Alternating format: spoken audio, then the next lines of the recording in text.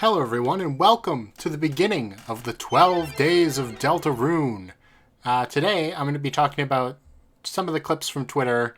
Originally this video was going to be a bit more comprehensive about what we've seen from the newsletters. But my whole theory kind of got blown out of the water by this, so yeah, we're just going to talk about it and I'm going to adapt on the fly. Because, you know, the show must go on. Anyway, this clip was posted. The crunchy audio obviously being intentional here. I can't wait to hear the quotes. What'll be number one? Wow! The hard mode battle theme is kind of interesting as an inclusion.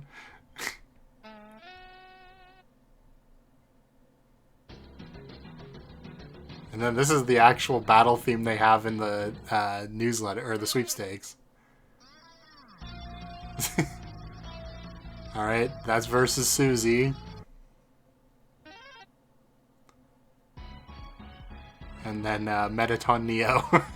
I don't imagine the song choices really mean anything. It will be interesting if that scream is actually in the game. Also, Chapter 3 is calming out. Congrats. I don't know how much I could really theorize about that. It's clearly just a funny video. We already knew that Shadow Guy or Shadow Man, however it ends up actually being, if it's even either of those names in the actual game. We already knew that they played the saxophone because of clips we've seen. So yeah, those sounds aren't super surprising, but hey. There is something a bit more important that was posted a couple more days ago now, which is this. Let me just take it back to the beginning for you. It doesn't have any music. I thought it had music. So yeah, we get an actual animated battle with our little creatures friends here, who we now know are called Guei. I believe that's how it would be pronounced. And, oh no, we do get to see a little more. So there's actually a lot, as you might be expecting here. There's a lot to go over with this clip. So let's just take it back to the beginning for a second and I'll pause. Okay, so first off, Guei. It's the name. It is the name of... I actually have a... Oh, do I not? Hold on. I had the webpage up. I think I closed it by accident.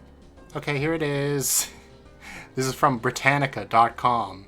So, I mean, fairly, you know, reputable at least. Guei is an indigenous Chinese religion, or in indigenous Chinese religion, a troublesome spirit that roams the world causing misfortune, illness, and death. Spirit of individuals who are not properly buried. They're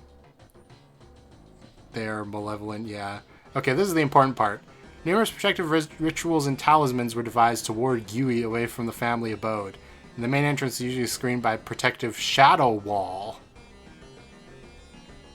I mean, that all seems very relevant to us, doesn't it?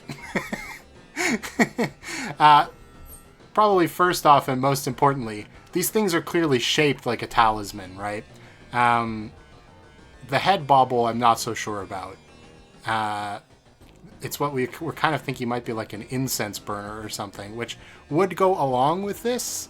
Although it could be a bell now, especially if it is like a talisman. And then you can see as the body flows down, it kind of looks like a paper talisman. I mean, I can put an image up in editing. Hopefully that'll help. However, there is more to this that I would not have known if not for stumbling across this Reddit post, which I think you can see all of. Yes, you can. Okay, good.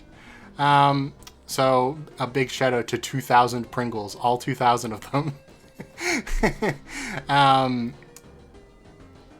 Obviously, because Guei is a spirit, a lot of people were talking about it being like the representation of a ghost in the dark world, but I obviously don't believe that. This person says it's shaped like this symbol, which I think is later confirmed in the thread, is literally just the symbol for Guei.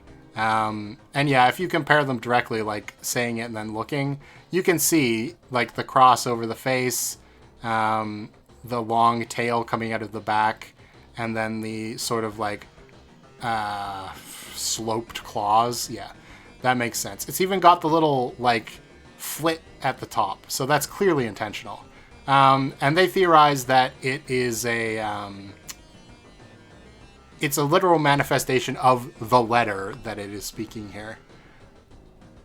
I'm not sure I totally agree with that. I do like the idea because they go on this continuation of the theory, I guess, that Chapter 4 will be based around writing, not just religion, which I do think is pretty smart. Because I also, I mean, spoilers, did not think that the Dark World was going to be themed around religion, but I'll go into what I did think it was going to be themed around and then what my opinion might have slightly changed to be now. I do think it's pretty unlikely that our like overall world themes would be like fantasy board game sort of imagination game stuff to computer games and like computer programs to TV shows and like acting to straight up religion. It just doesn't really fit with the other three that are all kind of creative mediums in a way. Whereas, I mean, I don't know, maybe there's some creativity to be had in interpreting religious texts, I suppose, but it doesn't go along with it traditionally, right? Whereas something like writing does go a lot more along with the themes we've already had explored. And I would say Chapter 4 is supposed to be a more straightforward chapter compared to Chapter 3 if we believe Toby from the newsletters, which I do because, I mean, he's the game director. So, I think if anybody was going to break the trend, it would be Chapter 3, and Chapter 3 is not breaking the trend, so I don't think Chapter 4 will either. But anyway, I have no idea why it's turning its head like a bird. I really can't. I guess maybe that's supposed to mean like it's turning its head all the way around, like an owl? Or it's like twitchy? I don't know. Either way, I guess that works. Okay, so our actions here. I wish this bar wasn't here. Maybe if I full screen it. Okay, you can kind of see it better. You can see the actions. One is exorcism and one is exorcism, like with Ralsei joining us. And Czech is now detailed as useless analysis, which is very funny. Obviously, this is a cross between like an exorcism, you know, exorcising a ghost or a demon, and exercise, which, of course, it tires them out, so that kind of makes sense.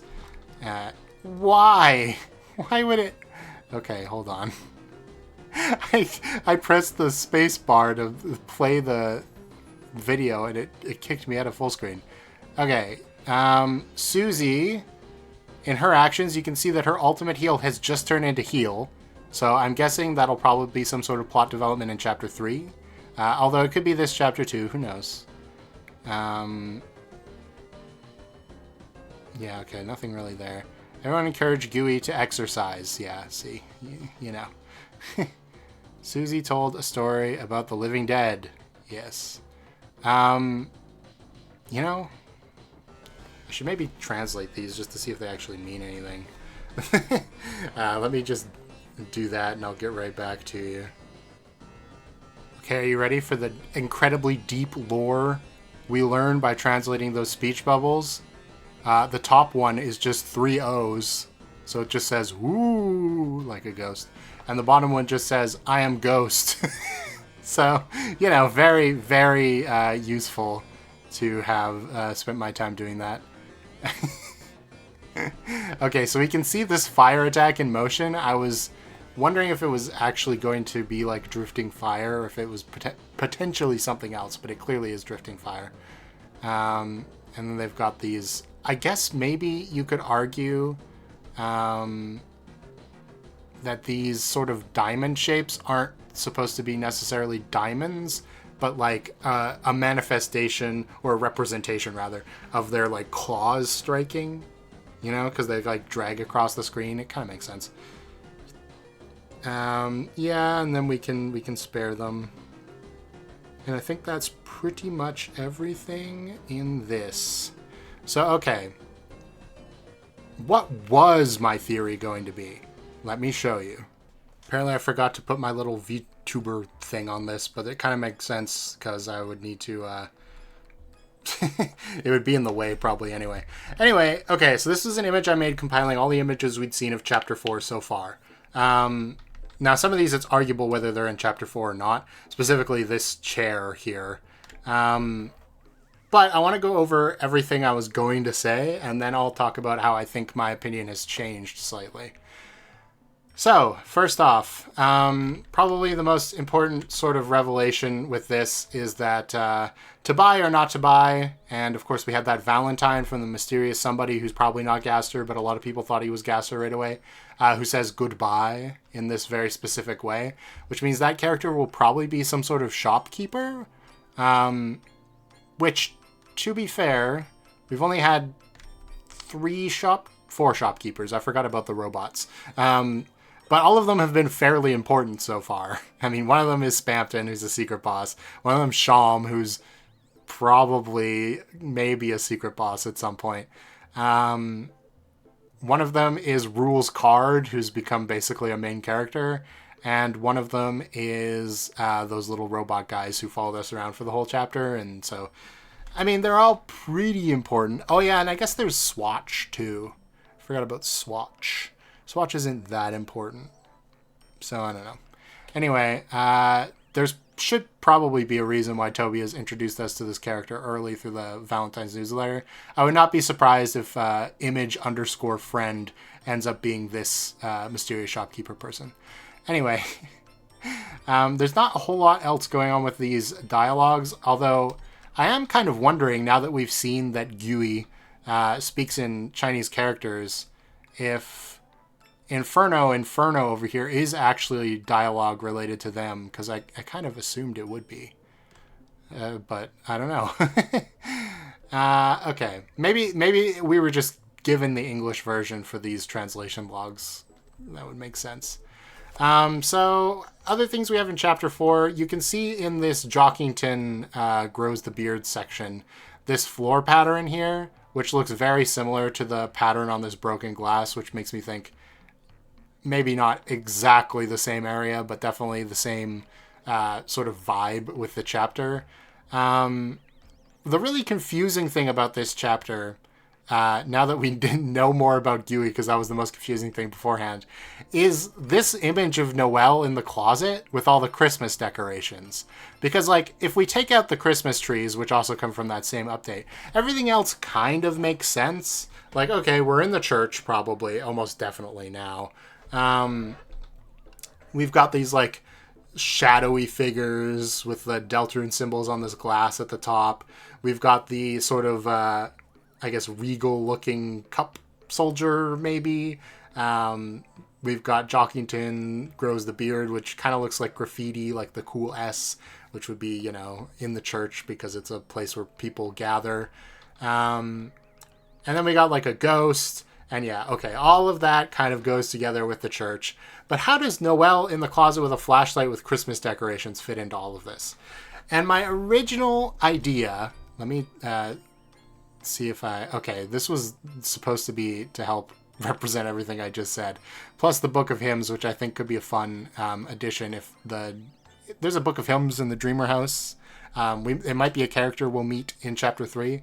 And then, obviously, if we're actually going to church in Chapter 4, which I'm not entirely sure is going to be the case, bringing the Book of Hymns would be a fun little callback thing. But okay, this was my original hypothesis, which was that Chapter 4 was actually going to be based on music. Why? Well, music is, of course, very important to religion through hymns, which, I mean, we've got the Book of Hymns I already mentioned. This Jockington symbol does look like the cool S, that graffiti thing, with the beard. But if you take the beard away, because Jockington is growing the beard, remember, so it's not there originally, it does kind of look like an eighth note. And then you have this cup soldier that kind of looks like a marching band uniform. Christmas is, of course, also very associated with music, with caroling. There's musical chairs, which would go along with this sort of like chair motif that I think could maybe be included based on this dialogue from one of the newsletters where one of the playtesters kept mentioning that all the chairs should have names. And where would all the chairs be? I mean, there's one other chair in the Dreamer living room, and it's Asgore's chair. So I don't know. I had the idea that maybe there's a bunch of chairs in the church, and then, musical chairs could actually be a thing. The scale is here because, as you see the little cup soldier climbing here, the step, or the foot rests, I don't know what else to call them, hand holds, but not for hands, are offset in a way that you could liken to a musical scale, where, of course, you have whole notes and there are sharps and flats in between that are kind of like in between the two notes. And I think that was about it. Oh, well, other than the Guei stuff, which I didn't know at the time I was making this, I thought that the little fire could potentially actually be a treble clef, and it's like something that's meant to throw us off. And then the face could be a whole note, but I'm totally sold on them being a talisman now. So, what is my new thought about this chapter's theme? And the answer is something you wouldn't expect, which is holidays. And I know that doesn't necessarily fit in with the other themes I've already sort of come up with so far. But instead of thinking of it as like the actual concept of holidays, let's think of it as like making decorations, wrapping presents, making cards, all of that stuff that goes along with holidays. And my reasoning for that, and unfortunately, I actually had this as a slide that I made, but I deleted it because I was like, nah, that won't be anything. And then, of course, now here we are. My reasoning for that is, well, for one, Jockington with the super S or the cool S over here. Sure, I could see Jockington putting that on some sort of card, like a Valentine's card or something. And if we look at this dialogue over here, we see Birdley is asking someone to the festival, which feels very holiday-esque, right? And then El Nino says, did it hurt when you fell? Your tag says you're, the moon, which feels very much like either a present that has a tag, right? So a darkener from maybe this world that El Nino is talking to. El Nino is one of the weathers from Chapter 3, the weather reporter people, that we saw in the sweepstakes. Or this kind of feels like a pickup line, too, so it could be like a Valentine's Day sort of thing. This line also is very damning to me in a lot of ways. I don't know if it should be, but this Lancer line where Lancer asks Susie to enrich his enclosure, and Susie says, well, I can punch a hole in the drywall and hide toys inside. And then Lancer says, thank you, someday I will do the same for you. I actually do have an image for this. It feels very similar to like an allegory for a Christmas sort of nativity thing. Where like, okay, enclosure, like the Granger, right? And then punch a hole in it, as in like the original meaning of Christmas, and then hide toys inside, which is the modern meaning of Christmas, which is you give people toys. It keeps going, though. Obviously, we've got all this Christmas stuff going on. The musical chairs or the chair could be about a birthday party. That might be personal experience sort of leaking in, but it is kind of like a party game, right? And then these talismans might be something that maybe Caddy put up. I'm Caddy with an I should mention. The classmate who's, kind of goes along with Jockington and knows dark magic, quote unquote. So maybe she made as like a decoration for the festival these talismans that in the dark world come to life as these like vengeful spirit darkeners.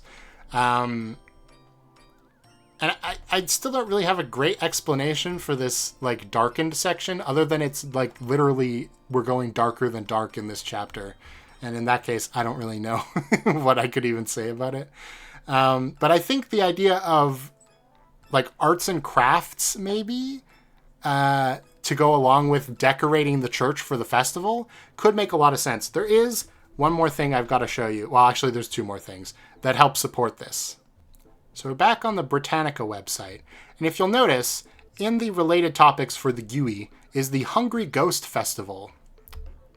Now this is a holiday in which people celebrate essentially a month where ghosts, so like the Guei, are thought to be more commonly sort of around, and they hold this festival essentially to help them move on, or like to protect themselves from the hungry ghosts. That's a very simple summary. There's a lot more to it, but I don't really have the knowledge or position to really talk about all of that. But yeah, so even the Guei themselves, in their Darkener form, are tied to a holiday. So that's pretty interesting, if I do say so myself. And then there's a few pieces of... Oh, well, this is just a newsletter opening. And then there's a few pieces of... Well, this is just a sprite from the newsletter of Burger Pants with what looks like a pink liquid all over his chin, pointing strangely. If I had to guess, okay, this is my prediction for this sprite. This is Burger Pants, who has just, like, dunked his face in the punch bowl at the some sort of party, pointing to potentially maybe his definitely real girlfriend that he tries to show us on his cell phone, because he looks so incredulous, right? But the thing to mostly take from this is the punch all over his chin. We have this image here of concept art of Susie taking punch, and the splash effect is violent. We have Caddy with a Y drinking out of a punch bowl, maybe. We have Noelle sitting politely somewhere, and then I have no idea what Chris and Ralsei are doing over here in the corner.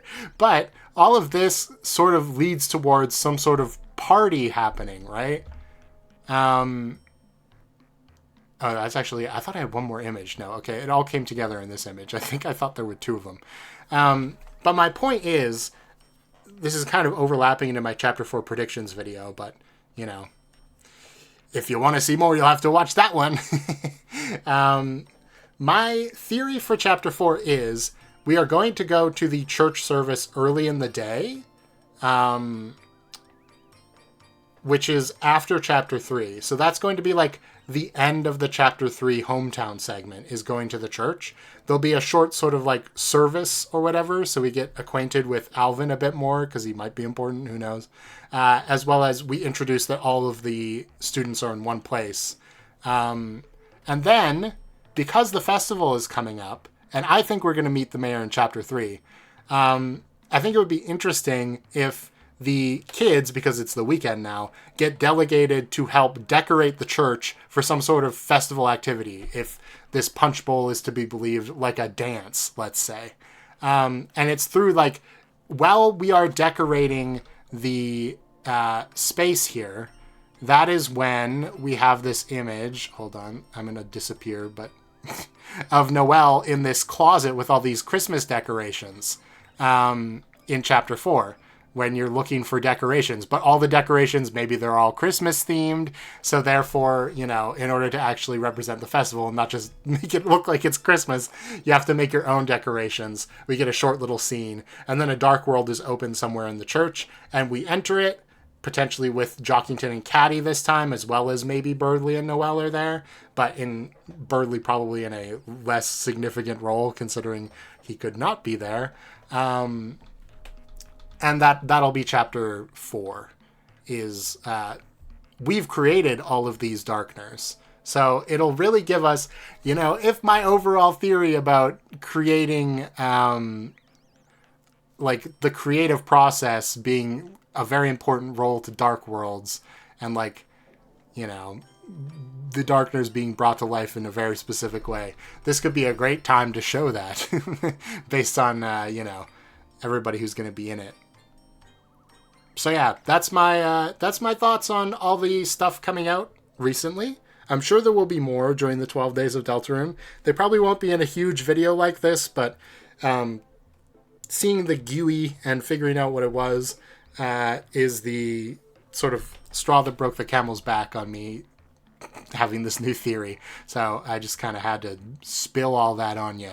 We got some more Deltarune videos coming up before the release, and then, of course, I'm going to be playing the release of the new chapters. So lots of Deltarune stuff to look forward to if you like Deltarune on this channel, and I will see you then. Thanks for watching. Let me know what you think of this theory in the comments, too. Okay, bye.